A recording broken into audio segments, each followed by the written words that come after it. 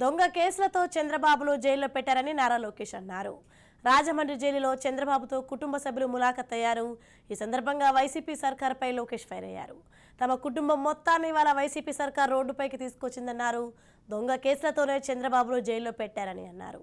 ప్రజల గురించి పోరాడినందుకే రిమాండ్ విధించారని, ప్రభుత్వాన్ని ప్రశ్నించినందుకే చంద్రబాబును జైలుకు పంపారని నారా లోకేష్ అన్నారు. న్యాయం తమ వైపు ఉందన్నారు. టీడీపీ క్రమశిక్షణ కలిగిన పార్టీ అని చెప్పారు. కేవలం కక్ష సాధింపుతోనే చంద్రబాబును జైల్లో పెట్టారని లోకేష్ ఆగ్రహం వ్యక్తం చేశారు.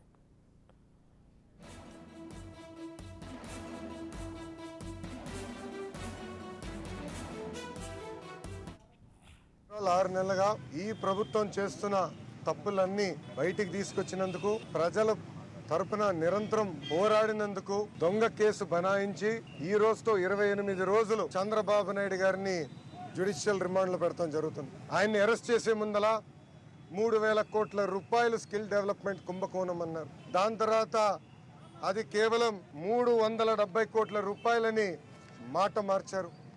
ఇప్పుడు నిన్న కోర్టులో 27 కోట్ల రూపాయలు అవినీతి జరిగిందని మళ్ళీ మాట మార్చడం జరిగింది. అంటే ఇదంతా చూస్తుంటే కేవలం కక్ష సాధింపుతో ప్రజల తరపున చంద్రబాబు నాయుడు గారు పోరాడుతున్నారని ఈరోజు ఆయన్ని జ్యుడిషియల్ రిమాండ్కి పంపిస్తాం జరిగింది. న్యాయం అందేదానికి ఆలస్యం అవ్వచ్చు కానీ జస్టిస్ కెనాట్ బి డినైడ్. న్యాయం మా వైపు ఎప్పుడు నిలబడుతుంది. తెలుగుదేశం పార్టీ ఒక పద్ధతి ఉన్న పార్టీ, క్రమశిక్షణ ఉన్న పార్టీ. చంద్రబాబు నాయుడు గారు ఏనాడు తప్పు చేయరు, చంద్రబాబు నాయుడు గారు ఏనాడు అవినీతి చేయరని ప్రజలు చెప్తున్నారు. ఈ ప్రభుత్వం మా నాయకుడు చంద్రబాబు నాయుడు గారిని రాజమండ్రి జైల్లో జ్యుడిషియల్ రిమాండ్కి పంపించినా ఇప్పుడు కూడా భయపడుతున్నారు.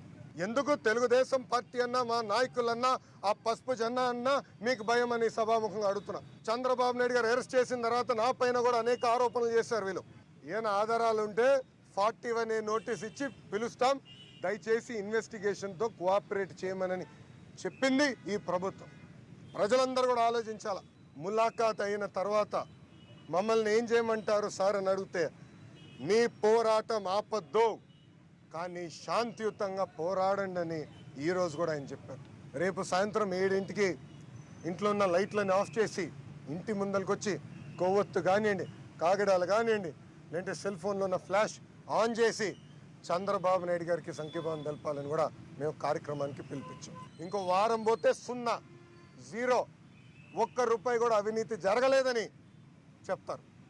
ఎందుకంటే మేము ఏనాడు అవినీతి చేయలేదు, చేయాల్సిన అవసరం మాకు